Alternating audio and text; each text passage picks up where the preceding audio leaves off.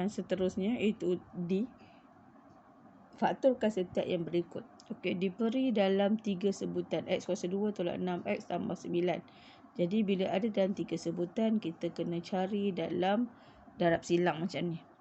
So kita ambilkan X kuasa 2 tambah 9. Kemudian tolak 6X. Okey, kita tahu X kuasa 2 ialah X darab X. Okey, kemudian 3 darab 3 dapat 9. Okey, kenapa kita letakkan negatif dengan negatif ni? Okey, sebab jawapan kat sini dia nak negatif. Negatif 6X. Bermakna di sini akan jadi negatif 3X dan negatif 3X. Jadi bila sini negatif, automatik sini pun negatif, sini pun negatif. Itu cara untuk mencari soalan begini. Okey, ya. Okey, macam mana dia akan dapatnya? Okey, saya nak terangkan. Ungkapan begini kita cari dalam bentuk darab silang. Okey, makna kita ambil ni X kuasa 2 tambah 9 tolak 6X. Okey, secara beginilah. Okey, kemudian kita darabkan iaitu X darab X akan dapat X kuasa 2. Okey, 9 ialah 3 darab 3. Okey, kita jangan letak dahulu positif atau negatif sebab kita ada masalah kat sini. Negatif 6X ni. Okey, so sekarang ni kita tengok ya. X darab 3, 3X. X darab 3, 3X.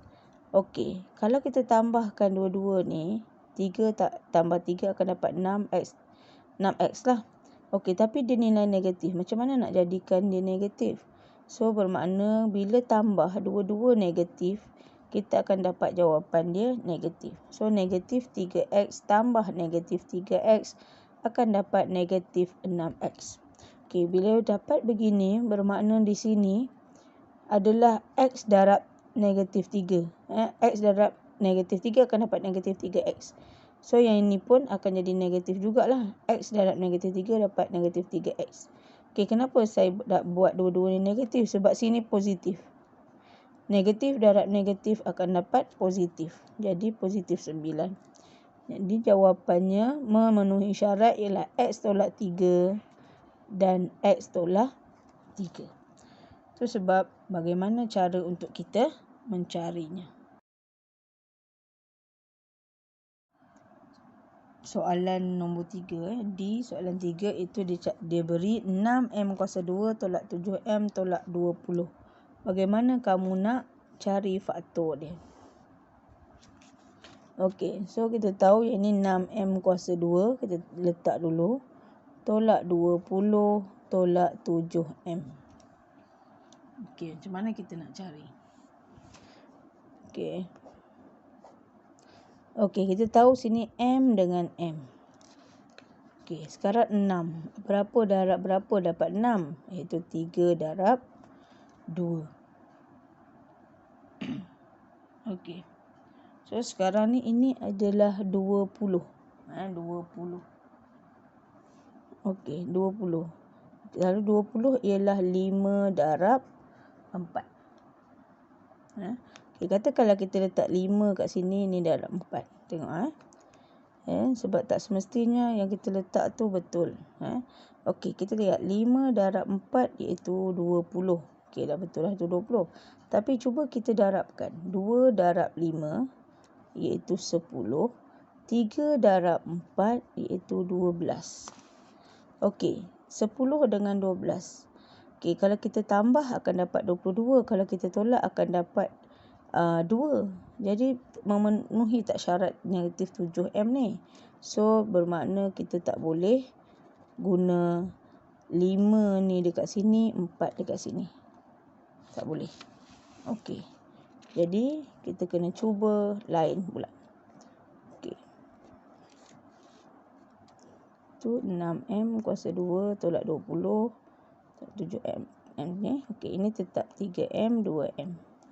Okey, tadi kita buat 5 di atas, 4 di bawah ni. Okey, so cuba kita buat 4 darab 5. Okey, jadi 2M darab 4 iaitu 8M. 3M darab 5 iaitu 15M. Okey. Jadi jawapannya ialah negatif 7. Okey, kalau kita tolak 8 tolak 15, kita dapat tak negatif 7? Okey, boleh dapat. Bermakna sekarang ni kita kena tolak dia lah. Tapi negatif, kita tengok mana yang besar. So, 15 ialah besar. Jadi, negatif dekat sini, positif kat sini. Jadi, ini bermakna kita tolak. Satu positif, satu negatif, kita kena tolak. So, 15 tolak 8 dapat negatif 7. Itu negatif 15 tambah 8 akan dapat negatif 7M. Okey, di sini. Di mana kita nak letak negatif positif, kita tengok di sini. Sebab di sini negatif, sini negatif lah. Sebab ni positif, sini positif.